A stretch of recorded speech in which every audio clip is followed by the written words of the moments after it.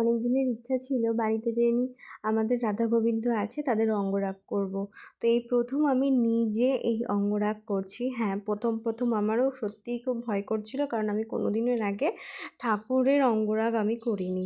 হ্যাঁ, একটু আধটু কাজ একটু করি, কিন্তু ঠাকুরকে এইভাবে সাজাবো একটু তো ভয় করছিলই। তো আস্তে আস্তে বসে বসে আমি কিন্তু ঠাকুরকে যেমনটা পেরেছি আমি সেই হিসাবেই ঠাকুরকে আমি, দেখো, গোবিন্দকে, রাধাকে আমি সেই হিসাবেই ওনাদের অঙ্গরাগ করবার চেষ্টা করেছি। জানি না কতদূর কী করতে পেরেছি। তো দেখো কেমন লাগছে। দেখো আমি গোবিন্দের বুকে আবার রাধা নামটাও লিখে দিয়েছি। এখানে আমার গোবিন্দ আর রাধারানী দুজনকেই আমি সাজিয়েছি এইভাবে, কপালে তিলকটাও পরিয়ে দিয়েছি এরকমভাবে। তোমরা দেখে কিন্তু অবশ্যই জানিও কেমন লাগছে, কারণ এটাই আমার প্রথমবার কিছু করা। প্লিজ জানিও।